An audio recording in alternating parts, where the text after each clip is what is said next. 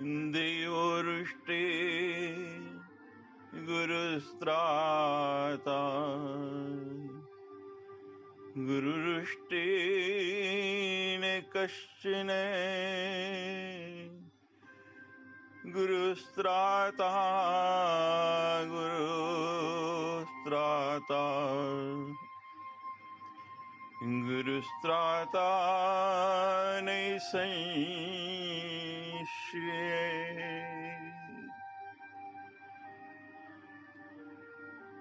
भाग्य रूठ जाए, देवता रूठ जाए तो गुरु रक्षा करता है, लेकिन यदि गुरु ही रूठ जाए तो कोई नहीं होता। गुरु ही रक्षक है, गुरु ही रक्षक है, गुरु ही रक्षक है, इसमें कोई संदेह नहीं है। हर विपत्ति में, हर मुश्किल में, हर कष्ट में जब भी आप विचलित होते हैं, जब ही मन क्षुब्ध होता है, तो कि आपकी रक्षा एकमात्र और एकमात्र सद्गुरु ही कर सकता है। गुरु पूर्णिमा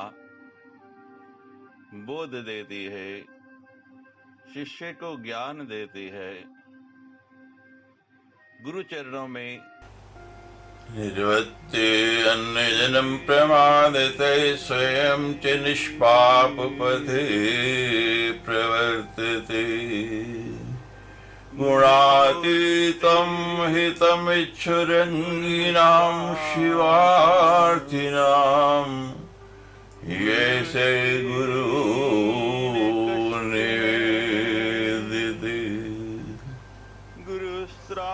जो दूसरों को प्रमाद करने से रोकते हैं, स्वयं निष्पाप रास्ते से चलते हैं और कल्याण की, दूसरों के हित की कामना रखने वाले को तत्व बोध कराते हैं, उन्हें ही गुरु कहते हैं। तो गुरु रक्षा करता है। गुरु तत्व लेकिन यदि गुरु ही प्रत्येक व्यक्ति के जीवन में कहीं ना कहीं किसी न किसी रूप में व्याप्त रहता है। गुरु ही रक्षक है, गुरु ही रक्षक है। लौकिक ज्ञान से लेकर ब्रह्म ज्ञान तक, इसमें कोई जन्म से लेकर और मृत्यु तक गुरु तत्व की उपस्थिति बनी रहती है। हर मुश्किल में हमारे यहाँ किसी न किसी रूप से गुरु विद्यमान रहता है। भी आप विचलित होते हैं, कोई शिक्षा गुरु होता है, कोई कुल गुरु होता है, शुद्ध होता है, कोई ज्ञान गुरु होता है, की रक्षा कोई ध्यान गुरु होता है, और एकमात्र कोई मान गुरु होता है। गुरु ही कर सकता है। गुरु पूर्णिमा गुरु सांस्कृतिक धरोहर है। बोध देती है, गुरु शिष्य को ज्ञान देती है, संस्कार को परिष्कृत करता है। गुरु के आगमन से शिष्य के जीवन में वैचारिक परिवर्तन होता है, शिष्य की मनोदशा बदलती है। ये सब गुरु के अनुग्रह से संभव हो सकता है। जो स्वयं तप चुका है, स्वयं तपा हुआ गुरु ही शिष्य को भी तपा सकता है, यानी उसमें जागृति ला सकता है। तपने का तात्पर्य है जागृति लाना, जागृत हो जाना। गुरु केवल शिष्य को ज्ञानोपदेश नहीं देता है, बल्कि उसके अंदर अभिनव प्राण फूंकने का कार्य करता है। सच्चा शिष्य हमेशा ही अपने गुरु के भाव प्रेम से विभोर रहता है। ऐसा इसलिए क्योंकि वह जानता है कि सजगता, सतर्कता और सचेतनता उसके पास है, और जो वह गुरु के अनुग्रह से है। सदगुरु चाहे तो शिष्य की जीवन की दशा और दिशा ये दोनों ही बदल सकता है। सदगुरु अयोग्य शिष्य को भी योग्य बनाने के लिए सदैव उसके पीछे लगे रहते हैं। वे जानते हैं कि किस शिष्य को क्या चाहिए, उसी की पात्रता के अनुसार उसे देते हैं। धर्म गुरुओं की वीथिकाएं जो एक दिशा से दूसरी दिशा तक फैली हुई हैं, ये सब गुरुओं के विधानों के प्रतीक हैं। प्राचीन ऋषि मुनियों ने न तो गुरु परंपरा को ओझल होने दिया और न ही दिव्य शिष्य समाज को। जहां प्रेम है वहीं गुरु का प्रादुर्भाव होता है। गुरु बनने के साथ साथ उसकी अपने प्रति जवाबदेही होती है, साथ ही समाज के प्रति उसका दायित्व का बोध भी होता है। आज के समय में सद्गुरु की आवश्यकता और अधिक बढ़ गई है। आज के समय में सद्गुरु की आवश्यकता क्यों है? क्योंकि समाज निरंकुश होता जा रहा है, आपसी प्रेम भाईचारा कम होता जा रहा है। कुछ अच्छा सोचे, कुछ अच्छा करें, ये समय की मांग है। ज्ञान के बाद जो दीक्षा दे वही गुरु है। सद्गुरु अपने शिष्य को ईश्वर की अनुभूति करा सकता है। गुरु का शाब्दिक अर्थ है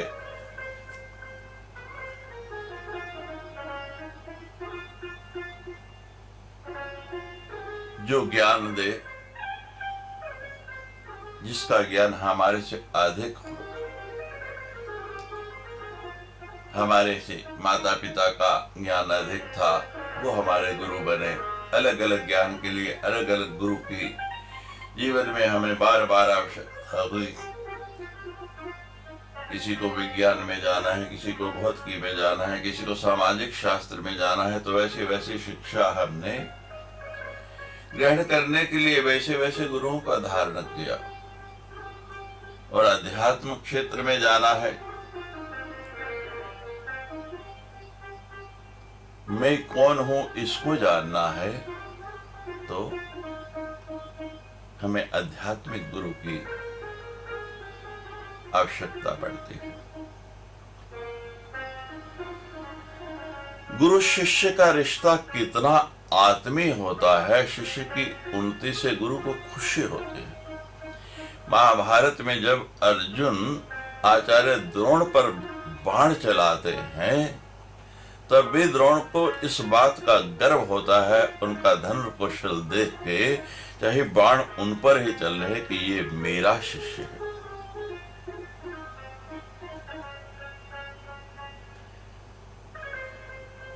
सद्गुरु को अपने शिष्य पर जब प्रगति करता है तो ये अनुभव होता है कि मैंने जो बीज इसके अंदर डाला वो सही ढंग से अंकुरित हुआ है।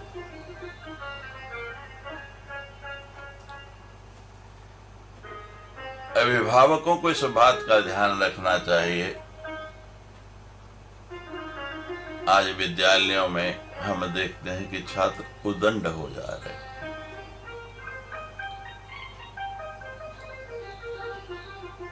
ये माता पिता का कर्तव्य है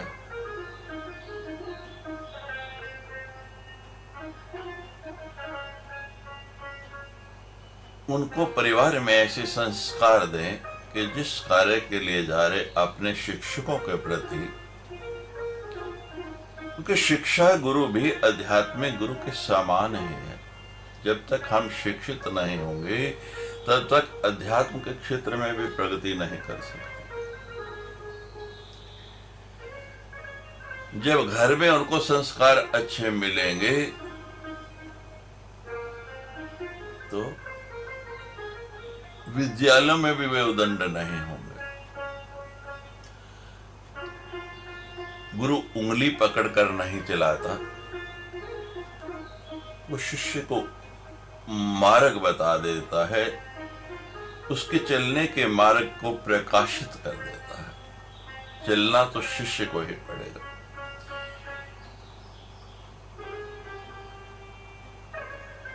व्यास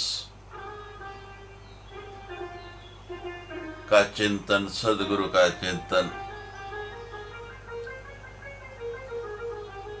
आप सभी लोग बोलते हैं गुरुर् ब्रह्मा गुरुर् विष्णु गुरुर्देव महेश्वराय गुरुर् साक्षात परब्रह्म तस्मै श्री गुरुवे नमः।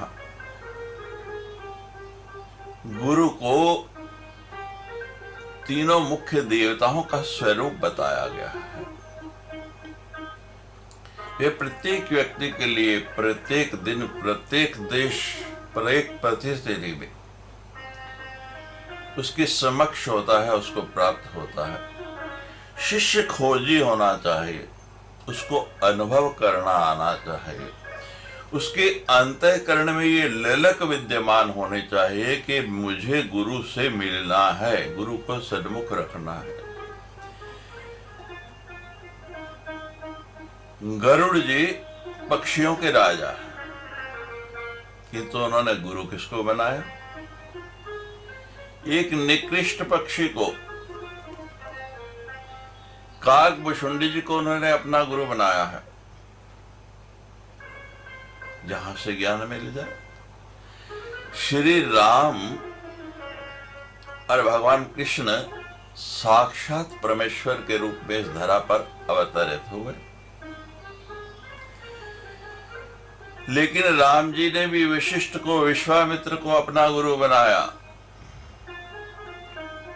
हम लोग कहते हैं कृष्णम वंदे जगत गुरु।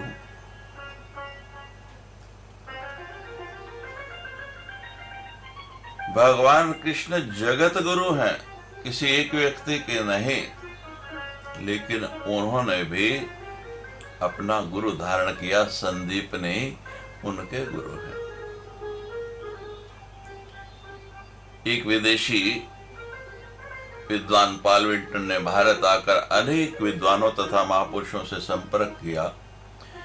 उन्होंने कई योगियों के चमत्कार भी देखे, किंतु वे सबसे अधिक प्रभावित महर्षि रमण से हुए। क्यों? क्योंकि उन्हें चमत्कार को आधार नहीं माना। गुरु चमत्कारों की अपेक्षा ज्ञान से अपने शिष्य का आध्यात्मिक आधार पुष्ट करता है। आज समाज में विकृति है कि वो इंटरनल स्ट्रेंथ, इंटरनल पीस, आंतरिक बल और आंतरिक शांति के स्थान पर चमत्कारों से अभिभूत होकर बाहरी चकाचौंध में खोया हुआ है। स्वामी विवेकानंद ने स्वामी रामकृष्ण देव को अपने सदगुरु के रूप में स्वीकार किया।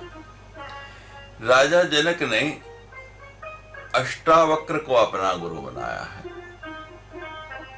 वो अष्टावक्र जिनका शरीर 8 जगह से टेढ़ा था, जो बिल्कुल टेढ़े मेढ़े, लेकिन उनका आध्यात्मिक ज्ञान उतना ही सरल था। शरीर के कुरूप होते हुए उनका वैभव, उनका ऐश्वर्य, उनके सौंदर्य से नहीं, उनके ज्ञान से नापा जा सकता है। साधना में गुरु का महत्व बहुत अधिक है। कितना अधिक है इसको कहना बड़ा कठिन है। स्वामी रामकृष्ण परम के जीवन की अंतिम आखिरी समय की बात है। उनको गले का कैंसर हो गया था, बहुत कष्ट था, पानी निगलना भी मुश्किल था। उनके शिष्य विवेकानंद, उनका पूर्व नाम नरेंद्र और मुझे स्मरण आ रहा है हमें जब दीक्षा प्राप्त हुई सदगुरु भगवान से, तो उन्होंने मुझे आज भी स्मरण है, मुझे कहा एक दिन जहां वो चाहती मैं वहां नहीं पहुंच पाया, अभी वो परिस्थिति नहीं आई, तो कहने लगे, हृदय नरेंद्र 8 दिन में विवेकानंद बन गया था, तू कब बनेगा?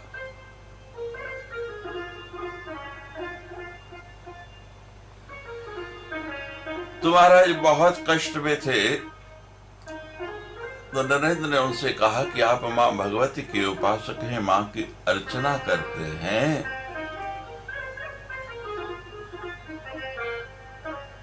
मां से प्रार्थना क्यों नहीं करते? आपको इतनी पीड़ा है, आपके तो स्वयं भगवती आती है, आप साक्षात दर्शन करते हैं,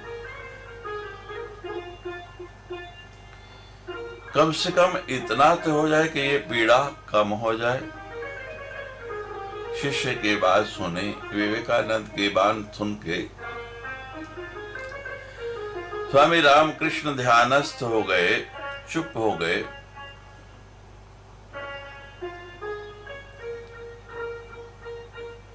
कुछ क्षण बाद आंखें खोली और कहने लगे,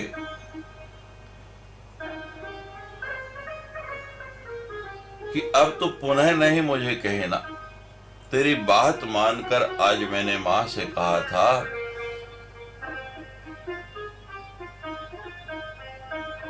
तो कहने लगी, तेरे मुंह से कब तक तू बोलेगा, अरे 50 मुख है, उनके मुख से तू ही तो बोलता है, उनके मुख से तू ही तो खाता है।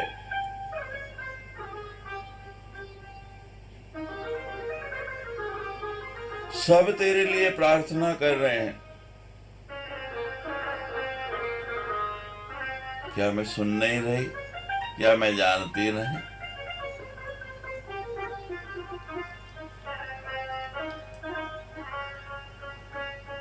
विवेकानंद को स्वामी जी ने शक्तिपात किया, पर महाराज वही विवेकानंद हमारे सनातन की धर्म ध्वजा को शिकागो तक, विदेश तक लहरा के आए।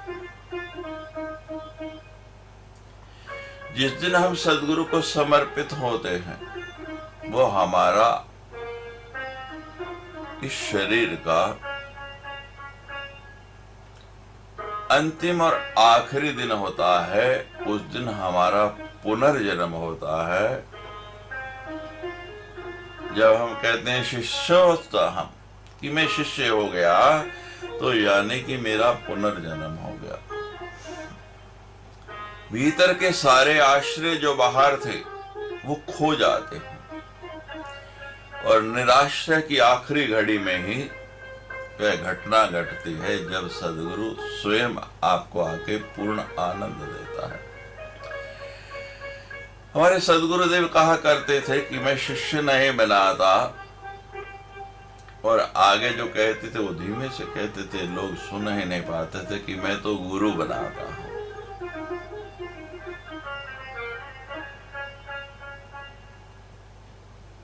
सदगुरुदेव की कृपा, ये माया की रात बहुत गहरी है। या निशा सर्वभूतानां जागृति संयमी। वास्तविक गुरु जागा हुआ है।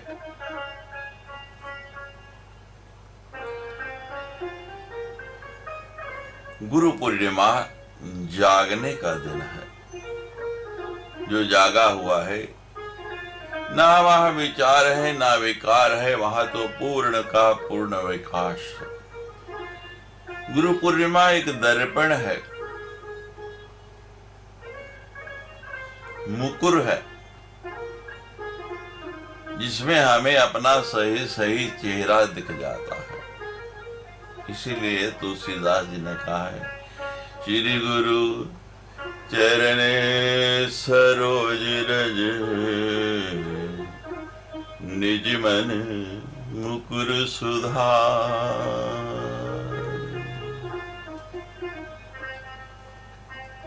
अपनी मन का अक्ष उसको सुधारना है। इसमें जब हम देखेंगे, इस आईने में गुरु पूर्णिमा दर्पण है कि मेरे गुरु ने मुझको क्या बनाना चाहा, मुझे जो वो प्रकाश दिया वो प्रज्वलित है, मैं उसकी रक्षा कर पाया हूं, उसको बढ़ा पाया हूं, या वो प्रकाश की जगह अंधकार आ गया है। रमण महर्षि कहते हैं, साधना क्या है? साधना है अपने आप को जाना। ये जानना क्या है? अपने आप को जानना क्या है? कहते अपने विचारों को जानो। ये देखो कि उन विचारों को बदलना जरूरी है या नहीं, वे उचित है या नहीं है। गुरु पूर्णिमा पे सदगुरु के पास जाना है, भेंट लेके जानी है। अरे सदगुरु के पास तो अनंत भाव है। हम कहते हैं सब कुछ आपका है, सब कुछ आपने दिया है, तो फिर लेके क्या जाना है? उनको भेंट क्या देने हैं? एक ही वस्तु जो हम नहीं दे पाते, और वो है हमारा मन। तुम्हारा जो वृत्त है, जो सर्कल है,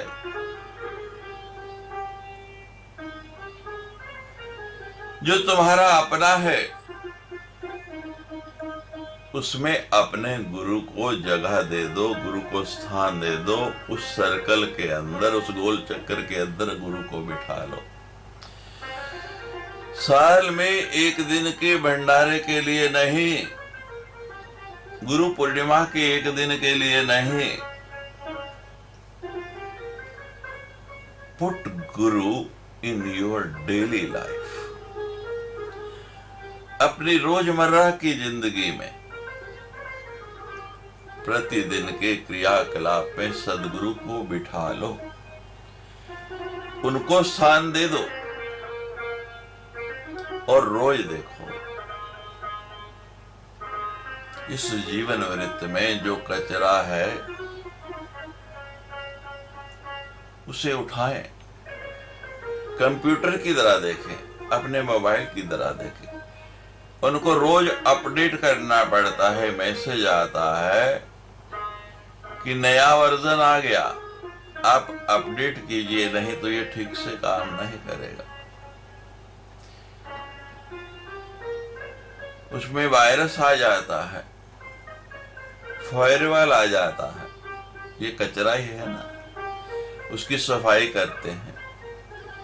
बहुत सी फालतू फाइलें इकट्ठी हो जाती हैं, इतना डाटा भर जाता है कि जगह नहीं, और बहुत सा डाटा ऐसा है जो हमारे किसी काम का नहीं, हमारे लिए निष्क्रिय है, जिसका कोई उपयोग ही नहीं है। उसको डिलीट करते हैं, कई बार फॉर्मेट करना पड़ता है। गुरु पूर्णिमा यही अवसर है, हम अपने इस मन रूपी कंप्यूटर को, मोबाइल को साफ करें, सदगुरु के पास आके उसका कचरा साफ करें, उसकी सफाई करें, तभी गुरु पूर्णिमा सफल हो पाएगी, गुरु पूर्णिमा का कोई अर्थ रह पाएगा।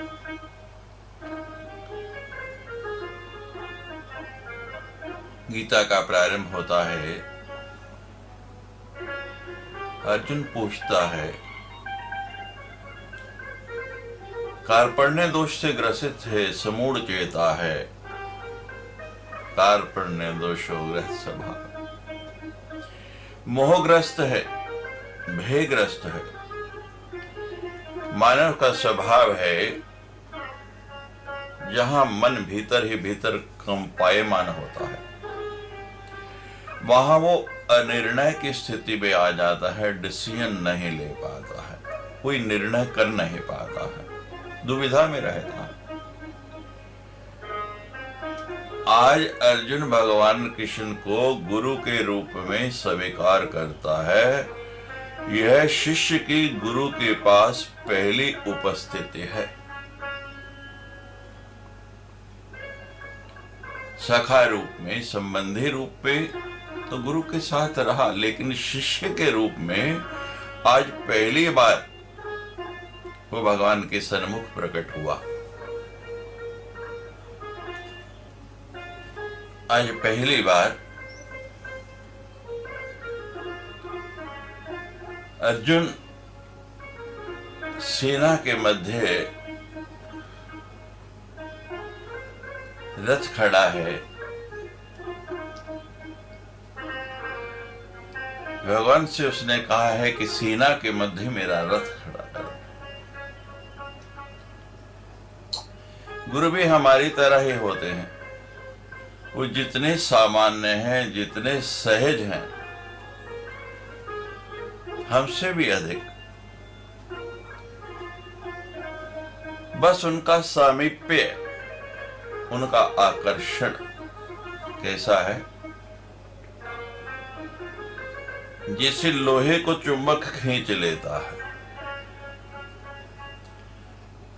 चुंबक के अंदर जैसा आकर्षण है कि लोहा स्वतः ही उसकी ओर खिंच जाता है, और जब वो खिंचाव इतना अधिक होता है, उससे जुड़ जाता है, एक मिलन हो जाता है। ऐसा ही मिलन सदगुरु से हमारा भी हो जाए, हम भी उसी तरह खिंच जाए। ये खिंचाव आज अर्जुन को हुआ है, और वो पहली बार भगवान से कहते हैं। और जब भगवान अर्जुन का रथ ले गए, मोह में ग्रस्त है, युद्ध करने का विचार त्याग रहा है। यानी जब हम कर्म क्षेत्र से विमुख हो जाते हैं, मन उचाट हो जाता है, उस समय सदगुरु की वैसी आवश्यकता है जैसे यहां आज अर्जुन को हो रही है। आज पहली बार अर्जुन से भगवान कहते हैं, शिष्यस्ते अहम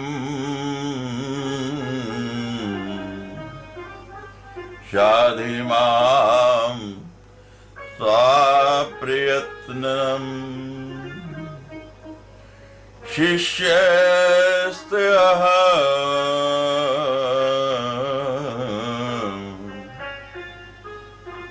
शाधि मां तव प्रयत्नम्।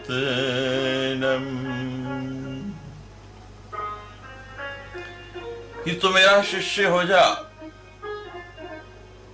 तुमने पूछा है कि मुझे क्या करना चाहिए, तो पहले मेरा शिष्य बन। आज भगवान सखा नहीं गुरु बन रहे हैं। अर्जुन हाथ जोड़ के खड़ा हो गया, भगवान मैं आपकी शरणागत हूं। मेरे लिए जो कल्याणकारी है, जो उचित है, मुझे शिक्षा दीजिए। भगवान गुरुदेव बने हुए कह रहे हैं प्रयत्नम। अर्जुन, प्रयत्नम क्या है? गुरु की शरणागति। जब शिष्य शरणागत हो जाता है तो गुरु उसके अंतर में जगह ले लेता है, उसके अंतर में समाहित हो जाता है। दूध में कुछ और मिलाएंगे तो उसका रंग बदल जाएगा। जल में कुछ और मिलाएंगे तो उसके रंग में भी परिवर्तन आ जाएगा। कोई भी वस्तु है, उसमें दूसरी वस्तु मिलाने से उसका जो यथार्थ स्वरूप है, उसका जो यथार्थ रंग है, वो नहीं रह पाता है।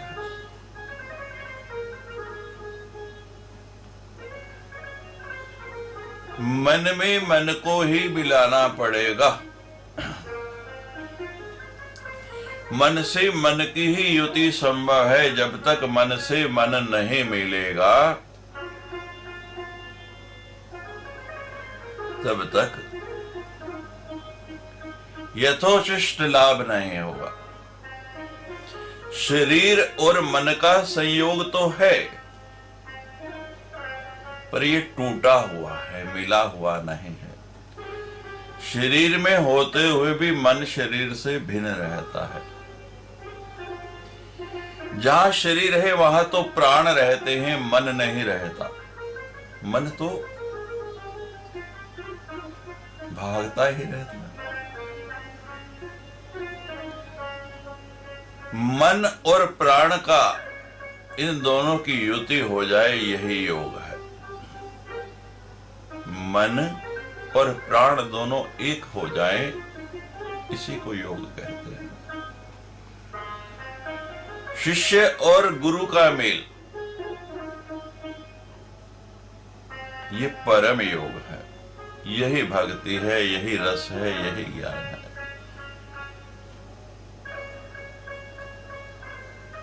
और जब सद्गुरु बन गए, भगवान ने ज्ञान दिया, उपदेश दिया, तो अर्जुन से पूछते हैं, हे अर्जुन, तेरा अज्ञान नष्ट हुआ है या नहीं हुआ है? अज्ञान से उत्पन्न हुआ मोह नष्ट हुआ है या नहीं? अज्ञान से ही मोह उत्पन्न होता है। जब ज्ञान हो जाए तो मोह टूट जाता है। तब अर्जुन ने उत्तर दिया, नष्टो मोह स्मृति लब्धा, नष्टो मोह स्मृति लब्धा। सद्गुरु, हे भगवान, आपकी कृपा से मेरा मोह नष्ट हो गया, मुझे स्मृति प्राप्त हो गई, मैं संशय रहित हुआ, मेरे सब संशय मिट गए। यहाँ गीता में सारा परिदृश्य स्पष्ट हो गया। गुरु वही है जो ब्रह्मनिष्ठ भी हो तथा श्रोत्रिय भी हो, जो सामान्य तो है, हमारे जैसा तो है, लेकिन फिर भी उसमें विशिष्टता है। तब भगवान अर्जुन को उसकी प्रार्थना पर दिव्य नेत्र देते हैं, ज्ञान के नेत्र देते हैं। दिव्यम ददामि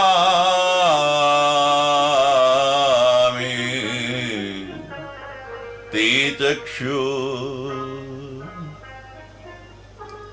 दिव्यम ददामि ते चक्षु,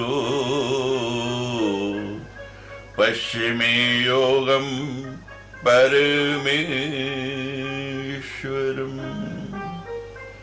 मैं तुझे दिव्य अलौकिक चक्षु देता हूं, इससे तू मेरा प्रकाश देख। गुरु देना चाहता है अपनी अलौकिकता, अपना ज्ञान, अपनी दृष्टि, वो इसकी वृष्टि करना चाहता है आपके ऊपर, लेकिन आप लेना ही नहीं चाहते। और जब तक लेने वाला नहीं चाहे तब तक कैसे दिया जाएगा? गुरु शिष्य में समा जाता है। हम उसको समाहित नहीं करना चाहते। हम गुरु के हो जाएं, अपने आप को उसके पास गिरवी रख दें बस प्रेम के लिए। वो तो अनंत प्रेमी है। खाली पात्र भी होगा तो भर जाएगा, और अगर भरा पात्र लेकर जाए, गंदा पात्र लेकर जाए, तो वहां अमृत भी होगा तो बह जाएगा। स्वाति नक्षत्र एक ही है, स्वाति की बूंद एक ही है, पर उसकी जो बूंद गिरती है उसका फल अलग अलग हो जाता है।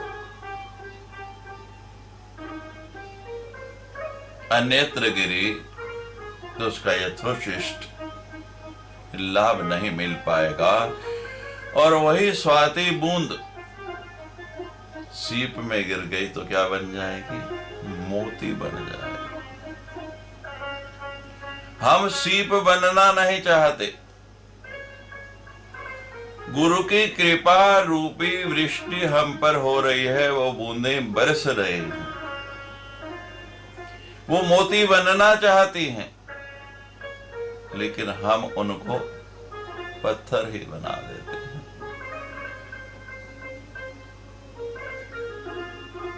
गुरु की सेवा प्राणी मात्र की सेवा है। इस गुरु पूर्णिमा पर ये मन उनके समाहित करें, इस मन को उनसे मिला दें, मन से मन का मिलन कर दें, मन का मन में विलय कर दें। अपने आप आपके हृदय में गुरु का अवतरण हो जाएगा। लेकिन हम तो अन्य अन्य कार्यों के लिए गुरु बनाते हैं। आजकल लोग गुरु बनाते हैं तो उनके पीछे भी कोई ना कोई कारण होता है, उनकी मंशा होती है।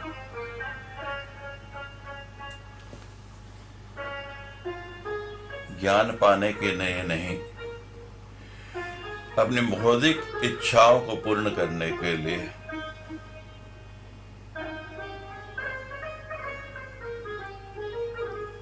एक संत के पास एक व्यक्ति आए, उनके शिष्य है, कहने लगा गुरुजी अपनी फोटो दे दो। क्या करोगे फोटो का? कुछ दिन पहले भी तुम फोटो लेके गए हो। गुरुजी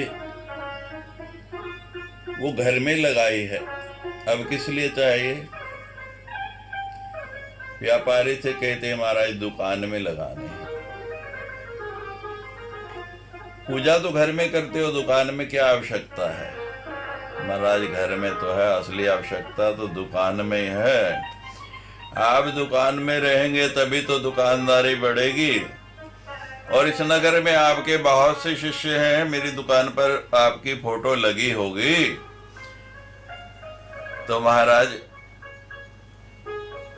समझ गए ना, कुछ भावनात्मक लगाव होगा, खरीदारी बढ़ेगी। जिस लिए गुरु की आवश्यकता है, हम उसको विस्मृत करके गुरु हमारे अंदर वैराग्य जागृत करना चाहता है,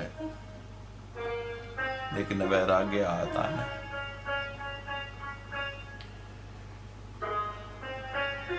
एक राजा की कन्या थी और महाराज भगवान का भजन करते करते वैराग्य हो गया। दिन रात पूजा करती रहती, दिन रात उसी में लगी रहती।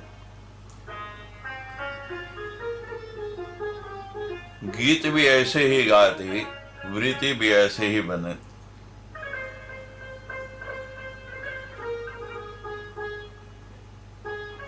गा रहे पत्ता मूला वृक्ष से सुनो वृक्ष बन रहा, पत्ता मूला वृक्ष से सुनो वृक्ष बन रहा। अब के बिछड़े कब मिलेंगे, अब के बिछड़े कब मिलेंगे, और दूर गिरेंगे जा। हमारी जैसी वृत्ति होगी, हमारा मन, हमारा स्वभाव वैसा ही बन जाएगा। वैसी ही वस्तुएं हमको प्रिय लगेंगी, वैसे ही गीत हमको प्रिय लगेंगे। तो ऐसे ऐसे गीत गाती थी, क्योंकि उसके मन में वैराग्य जागृत हो रहा। वृक्ष बोला पत्ते से,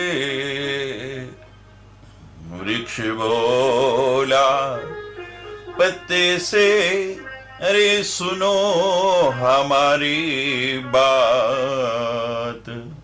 वृक्ष बोला पत्ते से और सुनो हमारी बात। इस घर की यह रीत है, इस घर की यह रीत है, एक आवत एक जात, एक आवत एक जात। संसार में यही है, एक आ रहा है, एक जा रहा है। जैसे वृक्ष से पत्ता टूटता है, ऐसे हम भी टूट के कहीं दूर जाके गिरेंगे। वो स्थिति हमारी होगी।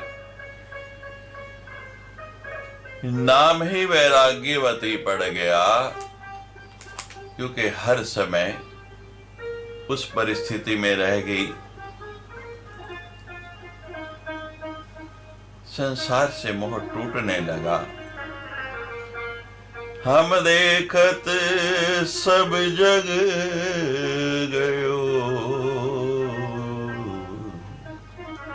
हम देखत सब जग गयो।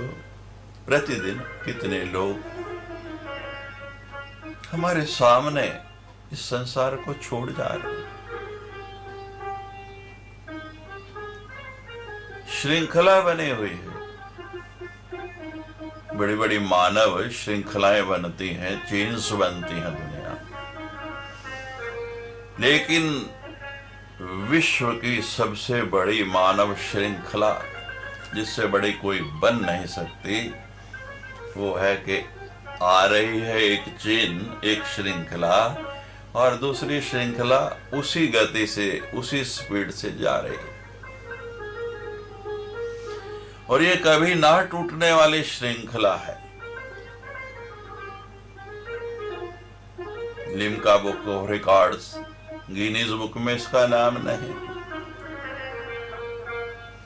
और इस लक्ष्य को, इस रिकॉर्ड को कोई तोड़ने वाला भी नहीं है। हम देखत सब जग गया,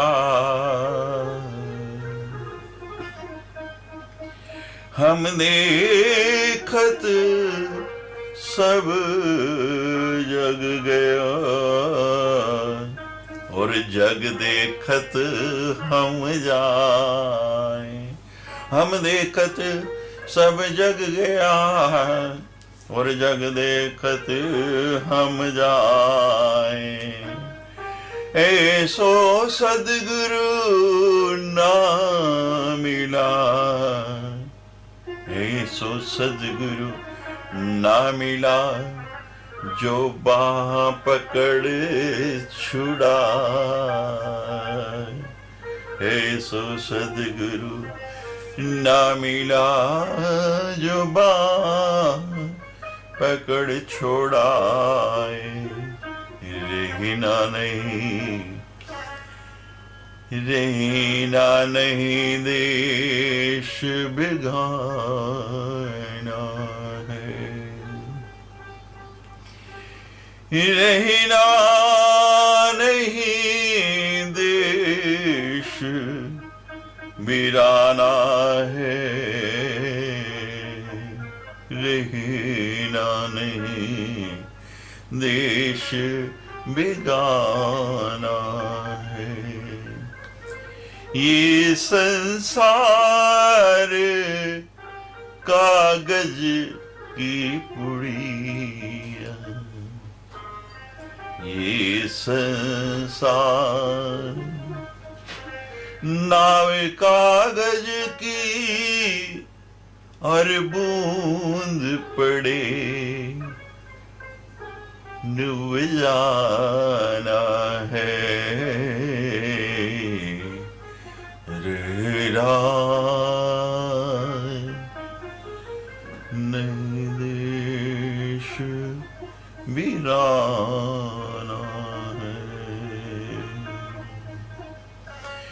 कहत कबीर सुनो भाई साधो साधो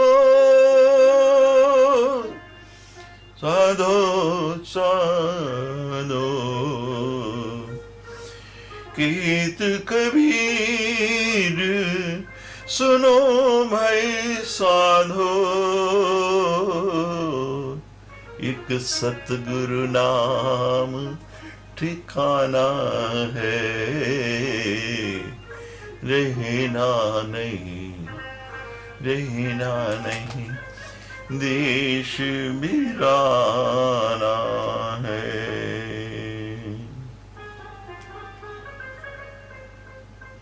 बाबा संत साधु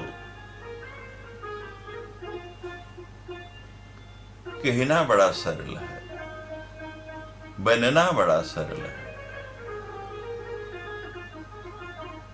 लेकिन साधु होना उतना ही कठिन है।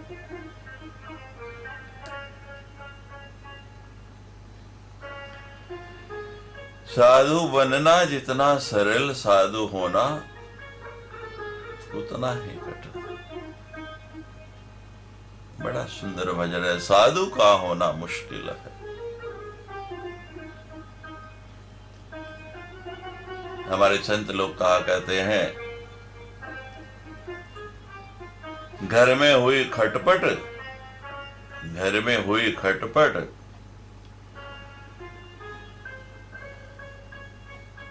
और गुरु जी के द्वार पे गए झटपट कि महाराज मेरा आग हो गया, बस अब घर में मन नहीं लगता, अब तो आपकी शरण में ही रहते हैं,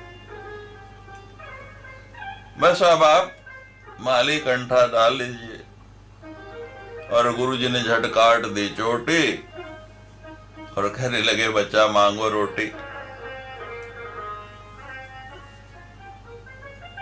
संत होना इतना ही नहीं है, तीव्र वैराग्य उठे संसार छूटे तो फिर एक ही ललक है कि संसार नहीं, अब तो जो संसार का भार उतारने वाला है उसको पाना है, उसकी शरण में जाना है, उसको अपनाना है। वैराग्यवती तीव्र वैराग्य हो गया महाराज। राजा थे, अलग कक्ष बना दिया घर में, उसी महल में सारी पूजा पाठ की उसकी व्यवस्था कर दी, जैसी उसकी वृत्ति थी उसी तरह से रहने लगी। उसी प्रकार से नित्य वैराग्य के भजन बोले, मीरा की तरह मीरा मैं वैरागन हूं।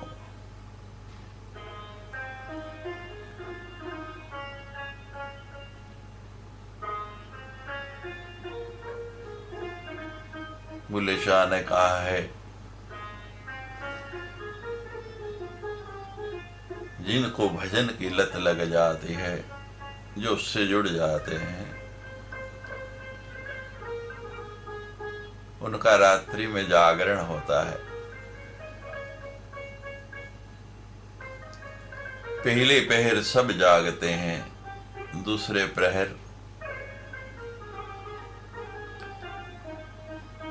भोगी जागता है, तीसरे प्रहर रोगी जागता है और चारों प्रहर या कोई उपासक या कोई साधक या चोर जागता है। महाराज उस दिन एक चोर महल में आ गया और सेंध लगाने लगा।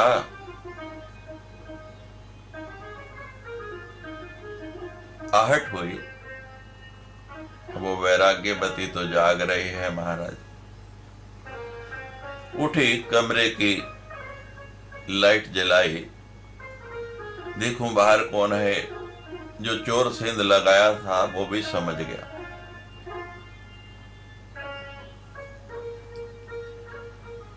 चोर भी चोरी के नए नए ढंग, नए नए तरीके, नए नए साधन बनाकर जाते हैं। सुना होगा कि राजा की पुत्री जो है उसको वैराग हो गया, नाम ही वैराग्यपति पड़ गया और केवल अब साधना में ही रत रहते हैं। तो अगर पकड़ा भी जाऊंगा कोई ऐसा कारण बन गया तो। वो वैराग्यवती उठ के गई, जिधर से आवाज आई, आवाज लगाई, कौन है, सामने आओ। कहने लगे मैं बाबा जी हूं।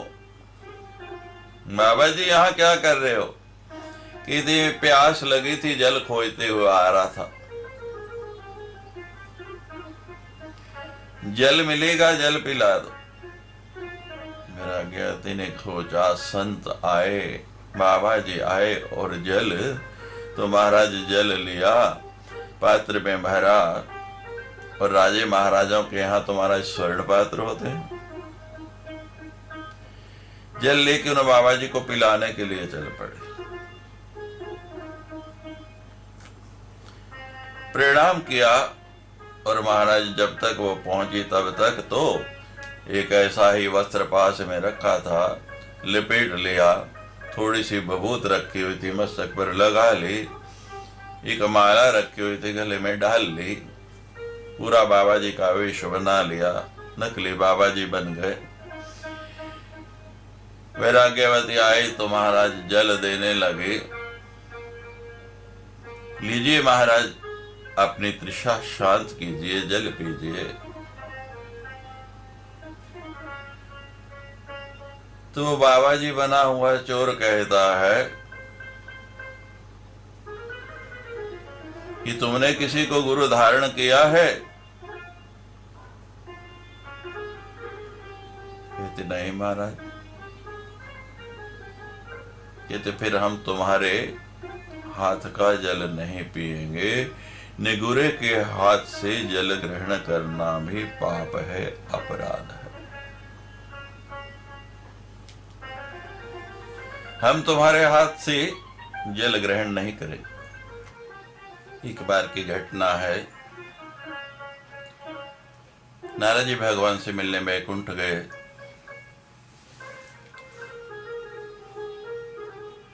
भगवान से मिलके वापस आए। कुछ समय बाद स्मरण आया कि एक बात तो पूछना भूल ही गया। अधिक दूर नहीं निकले थे, तुरंत वापस गए तो क्या देखते हैं कि जहां कुछ देर पहले नारद जी बैठे थे, उस स्थान पे इतना बड़ा खड्डा बना हुआ। मजदूर लगे हुए खुदाई कर रहे। भगवान इतना सुंदर कक्ष, यहीं आपने आसन लगाया था, मैं बैठा था और कुछ क्षण ही हुए मुझे गए हुए, ऐसा क्या हो गया कि आपने इसको एकदम तुड़वा दिया? यहाँ खड्डा बन रहा है, मजदूर लगे हैं, यहाँ की मिट्टी निकाल निकाल के फेंक रहे हैं। भगवान कहने लगे नारद जी मुझे कुछ नहीं पता, जाओ लक्ष्मी को पूछो, ये काम उसने कराया है। लक्ष्मी ने कराया? आपको पता नहीं? इतनी सुंदर जगह तोड़ रहे और आपने मना नहीं किया? नारद जी, नारियों से विवाद लेना बड़ा कठिन है। एक चुप और 100 सुख। ज्यादा टोका टाकी नहीं करनी चाहिए। वो जो कर रही है कोई कारण तो होगा, तुम ही जाके पूछ लो, मैं पूछता हूं भगवान। नारद जी गए, लक्ष्मी जी माता अभी अभी तो इतनी सुंदर जगह थी, क्या हो गया, इसको क्यों खड़वा दिया?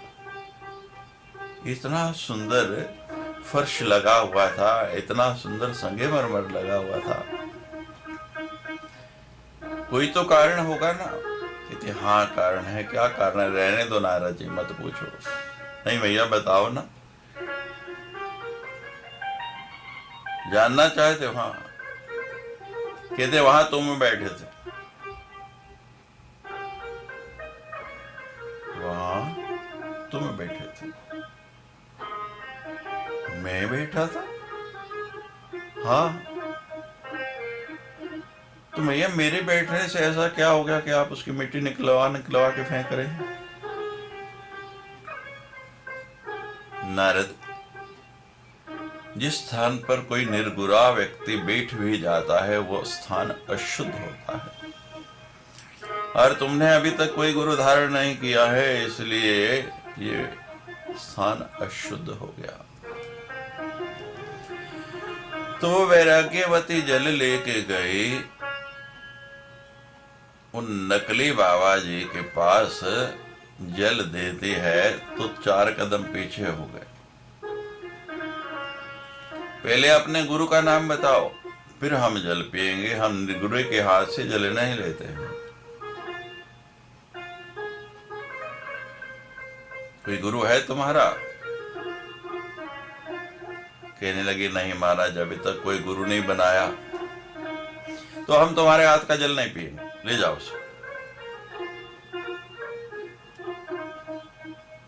वो वैराग्यवती सोचती है, संत घर आए, रात्रि का 4था प्रहर,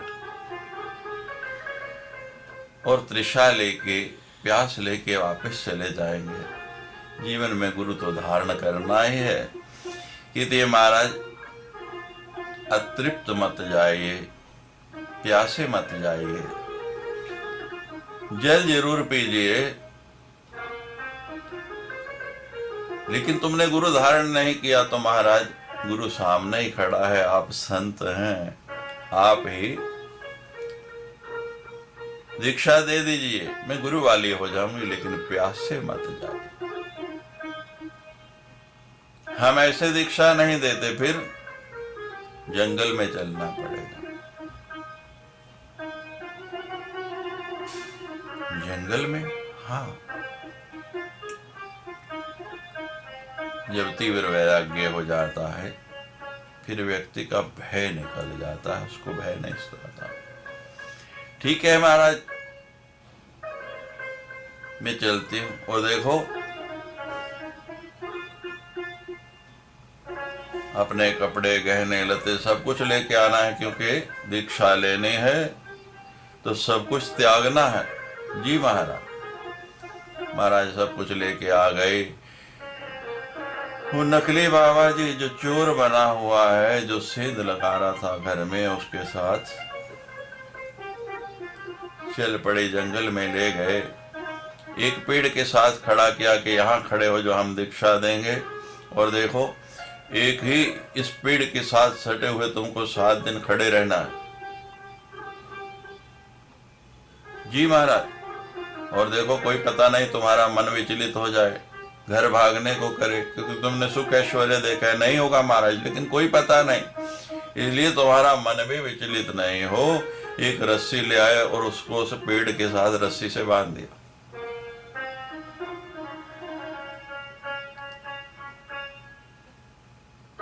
हो सकता है तुम्हारी साधना वैराग्य तीव्र हो जाए तो हम तुम्हें शीघ्र के भी खोल सकते हैं। 4 दिन भी आ सकते हैं, 2 दिन बाद भी आ सकते हैं। ठीक है महाराज। अब वो तो महाराज संत थे नहीं, बाबा जी थे नहीं, नकली बाबा नकली गुरु बने, और महाराज नकली दीक्षा दे के उस वैराग्यवती को पेड़ से बांध के और भगवान का मंत्र दे दिया, इसको जपते रहो, ओम नमो भगवते वासुदेवाय। कहीं से सुना होगा। और वो तो सब मान लेके हो गए चंपत, और वैराग्यवती उस पेड़ के साथ बंधी हुई नाम जप रही है, ओम नमो भगवते वासुदेवाय, ओम नमो भगवते वासुदेवाय। प्रातः हुआ, राजा ने देखा पुत्री घर में नहीं है। सैनिकों को साथ लिया, ढूंढने निकल पड़े। कहाँ गई? महाराज ढूंढते ढूंढते खोजते खोजते उसी जंगल में पहुंच गए जहां पेड़ से बंधी है। पुत्री को खोलने लगे, तेरी ये दशा किसने की, किसने बांधा? नहीं पिताजी, किसी ने बांधा नहीं, मैं स्वयं बंधी हूँ। मेरे गुरुदेव मुझे दीक्षा दे के गए हैं, 7 दिन के लिए मुझे ऐसी मद्रा में रहना है। बेटे पाठ पूजा घर में भी हो सकती है। नहीं, मेरे गुरुजी बांध के गए हैं, मुझे खुलना नहीं, 7 दिन तक इसी परिस्थिति में रहूंगी। आप 7 दिन के बाद आना, जब गुरुजी मेरा बंधन खोलेंगे। गुरु बंधन में डालता नहीं, सदगुरु तो बंधन खोलता है, बंधे हुए को निकालता है, बंधन मुक्त करता है। ये कैसा गुरु?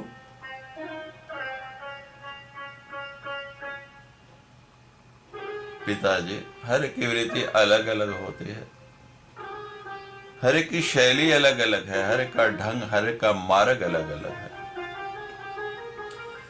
मेरे लिए तो मेरे गुरु ही सर्वस्व हैं, जो उन्होंने कहा।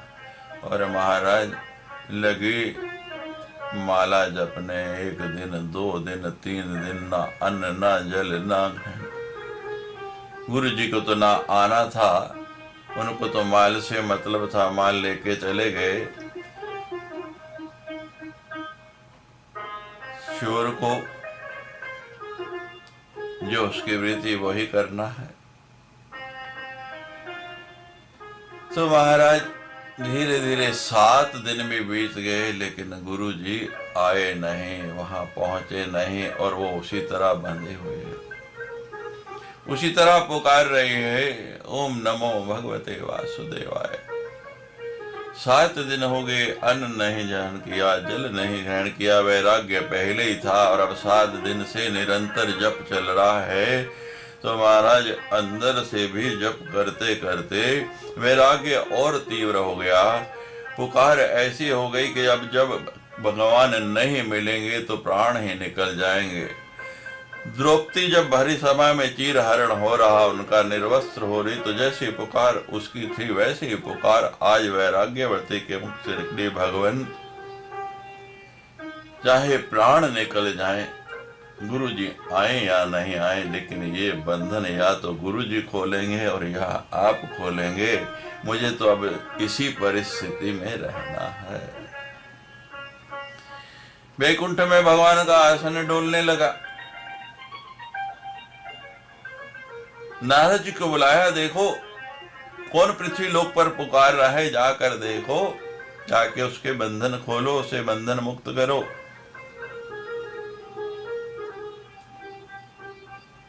अब महाराज नारद जी आए, ढूंढते ढूंढते घूमते घूमते उसी जंगल में पहुंच गए। नारायण नारायण नारायण। कौन? नारद जी। आइए आइए नारद। वैराग्यवती, मैं तुम्हारा बंधन खोलने आया हूं। जिस बाबा के, जिस गुरु के चक्कर में तुम पड़ी, वो नकली गुरु था, असली गुरु नहीं। वो तो चोर था। नहीं महाराज, चोर था या साध मैं नहीं जानती, लेकिन मेरे गुरु हैं, मुझे मंत्र देकर गए हैं, मुझे दीक्षा दी है। उस मंत्र का प्रभाव मैंने देख लिया। वो कैसे है मुझे इससे मतलब नहीं, लेकिन मंत्र कैसा है कि आज नारद जी स्वर्ग लोक से मेरे पास आ गए, मैं उस मंत्र को छोड़ दूं? अब ये बंधन मुक्त करेंगे तो गुरु जी है, वही खोलेंगे। नारद जी प्रयास करके आके भगवान को सूचना दी। भगवान प्रभु,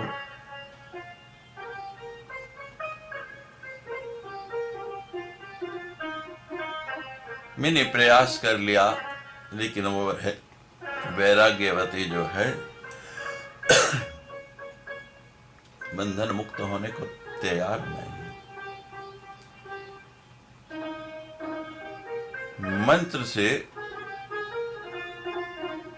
हमारे अंदर जागृति आते हैं। मंत्र की साधना से ज्ञान होता है, ज्ञान से शांति मिलती है। ये ज्ञान तुम्हें बाहर नहीं मिलेगा। सदगुरु तुम्हारे हृदय स्थित ज्ञान को ही प्रकाशित कर देते हैं, जैसे एक दीपक दूसरे दीपक को प्रकाशित करता है। सदगुरु मिलने के बाद शिष्य का कर्तव्य है तन मन धन और वाणी, तन मन धन और वाणी, ये गुरु को समर्पण कर दे। हम तन भी देते हैं, मन भी देते हैं, धन भी देते हैं, लेकिन वाणी गुरु ने जो हमारे से संबंध बनाया, शब्द दिया, मंत्र दिया और कहा कि इस जीवा से, इस वाणी से इसका जप करना है, और वही हमसे हो नहीं पाता। सर्वभाव से शरीर से सेवा करना तन अर्पण है। प्रत्यक्ष रूप से मन में ही गुरु का दर्शन करना ये मन अर्पण है।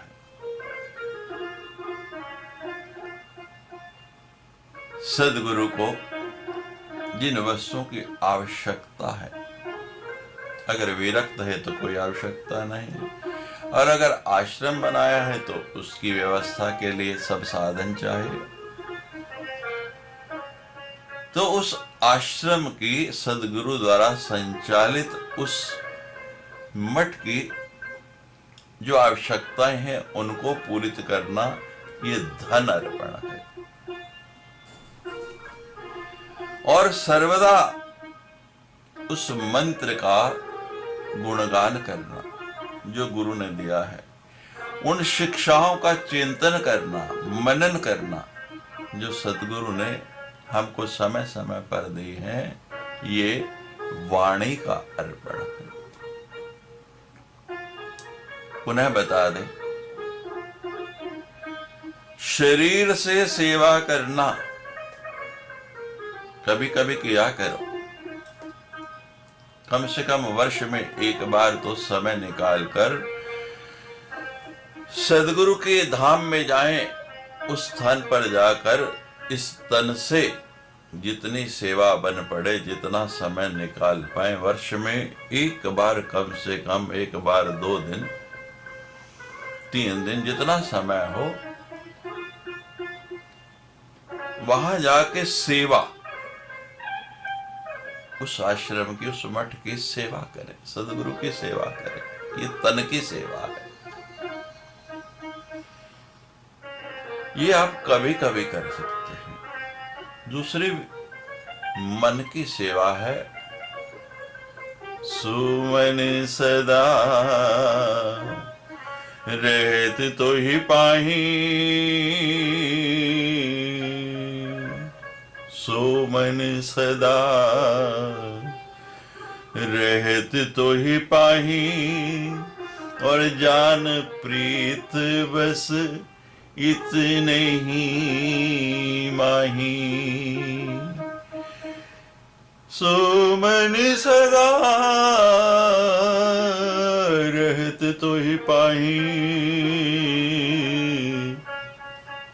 और जान प्रीत बस इतने ही माही।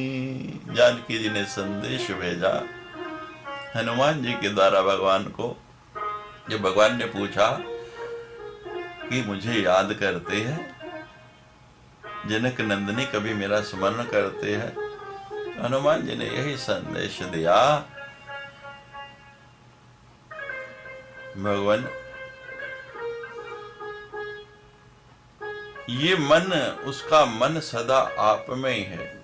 नाम पहारू दिवस निसी, और ध्यान तुम्हार कपाट, लोचन निज पद जंत्रित, जाहि प्राण कई बाट। आपके वियोग में तो प्राण देना चाहती है, लेकिन आपका नाम जिसका वो सुमिरन कर रही है, वो पहरेदार, चौकीदार बन के बाहर खड़ा है, प्राणों को निकलने नहीं देता। और भगवान ये जो नेत्रों की पलकें हैं ना, ये दरवाजा बन गए हैं, ध्यान तुम्हारा कपाट। और इन नेत्रों के ऊपर निज पद जंत्रित आपके चरणों का जो वो ध्यान कर रही है, उसका ताला लगा हुआ है। अब प्राण जाए भी तो कैसे जाए। भगवान कहते हैं मैं स्वयं चलता हूं। भगवान विष्णु को आज आना पड़ा, 7 दिन से ऊपर समय निकल गया, लेकिन वो वैराग्यवती उसी तरह भूखी प्यासी पेड़ से बंधी है। भगवान आके बंधन खोलने के लिए तैयार है। भगवान कहते हैं कि जिसका स्मरण कर रही है, जिसको याद कर रही है, वो मैं तेरे सामने खड़ा हूं। बड़े बड़े योगी जिसके लिए लालायित रहते हैं, आज साक्षात तेरे सामने हूं। बंधन खोल।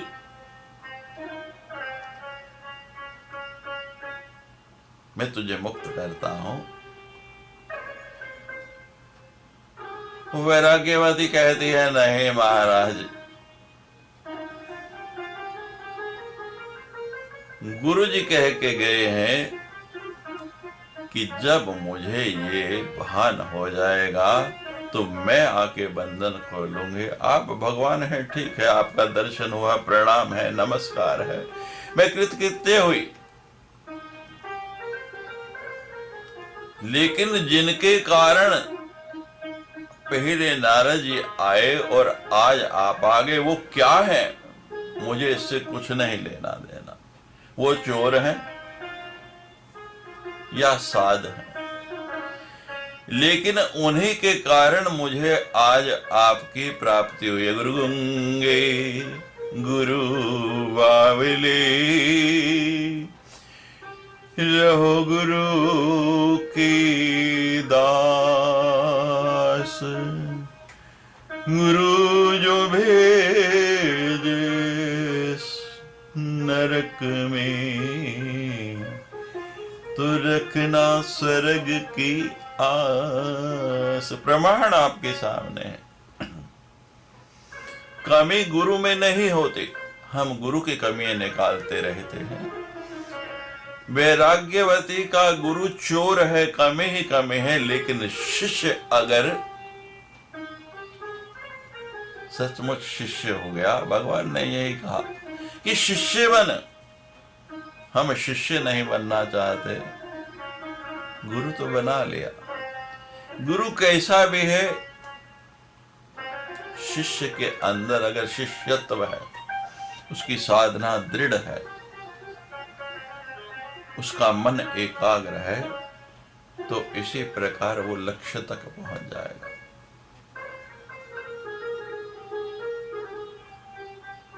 गुरु नहीं, गुरु का मंत्र प्रभावी है। कितने बंधन गुरु ही खोलेंगे। और महाराज नारद जी को भगवान कहते हैं कि ये वैराग्यवती मानने वाली नहीं, ये तो सुनने वाली नहीं, उसको ढूंढो, वो कहाँ है चोर। नारद जी कहते हैं, महाराज ढूंढता हूं। लोग भगवान को ढूंढते हैं, अब आपकी आज्ञा, मुझे चोरों को ढूंढना पड़ेगा, कहीं ना कहीं चोरी करना होगा।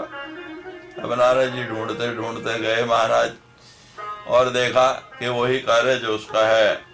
अब कितना भी धन मिल गया, राजपुत्री थी वैराग्यवती, सब गहने सब धन उसने इतना ला के दे दिया, लेकिन फिर भी वृत्ति तो नहीं बदली, फिर चोरी करने निकल पड़े। नारद जी पकड़ के लाए, महाराज बंधन खोलो। डरता डरता बेचारा आया, अब नारद जी से कैसे बचता, उसके बंधन खोले। वैराग्यवती ने प्रणाम किया, बलिहारी गुरु आपिनो, जिन गोविंद दियो मिला। गुरु गोविंद दो खड़े, काके लागू पाए। बलिहारी गुरु आपिनो, जिन गोविंद दियो मिला। पहले गुरु के चरण छुए, फिर भगवान के चरण छुए। गुरु पूर्णिमा बोध का, ज्ञान का, विज्ञान का, प्रकाश का पर्व है। तुम्हारे अंतर मन में तुम्हारा सदगुरु नहीं तो और कौन है। आंखें देखते हैं, कान सुनते हैं, जीवा का काम बोलना है, पर जो पहचान करे, सुनकर जो गुने और श्री मुख से शब्द व्यक्त करे वो कौन है। हाथ अपना काम करते हैं, टांगे अपने काम करते हैं। हाथों का काम है हाथ से कृत करना, टांगों का काम है चलना, और कंधे का काम है इस शरीर का बोझ उठाना, इस ऊपर के पूरे। पर जो लक्ष्य तक पहुंचाता है, जो ज्ञान देता है, जो दर्द को सहलाता है, वो कौन है। हम उसे बाहर ढूंढते फिर रहे हैं, व्यर्थ में त्रस्त हो रहे हैं, और वो बैठा है तुम्हारे मन में। तुम उससे बात नहीं करते कभी, वो तुमसे बात करना चाहता है, लेकिन तुम उससे बोलते नहीं, इसलिए वो मौन है। जब तक तुम मौन हो, जब तक तुम उससे बात नहीं करते, तब तक वो भी तुमसे बात नहीं करते। वो तुम्हारा अस्तित्व है, तुम्हारा अस्तित्व उसी से है, उसी से जीवन है तुम्हारा, लेकिन तुम सीमा में बंधे हो। उसकी शक्ति अनंत है, इसको पहचानते नहीं। इस भेद को केवल सद्गुरु ही बताता है। और जब आप जानते हैं, उस मन से बात करते हैं, मन से बोलते हैं, तो मन भी आपसे बोलता है। और जब मन बोलता है, बोलते बोलते ऐसा संबंध बन जाता है, ऐसा रिश्ता बन देता है, ये वो सारे बंधन खोलता है, और उस मन में तो वही बसता है। फिर उससे मिलन हो जाता है, उसकी प्राप्ति हो जाती है, और फिर तो मन में एक आनंद का स्तोत्र फूट पड़ता है, एक झरना फूट पड़ता है। और महाराज, उस झरने का जो जल हमारे ऊपर बरसता है, एक ऐसा दिव्य प्रकाश, रंगीन फव्वारे देखे होंगे आपने, चारों तरफ जल के भीतर से छन छन के प्रकाश की रश्मियां आती हैं और कितना आनंदित करते हैं। और वही झरना, वही प्रकाश, वही संगीत, आजकल संगीत में, प्रकाश में जैसे झरने बह रहे हैं, हमारे भीतर फूटेगा तो कैसा आनंद होगा। उसकी अनुभूति तभी होगी जब हम सदगुरु के चरणों में रत होके इस गुरु पूर्णिमा पर उनके समर्पित होके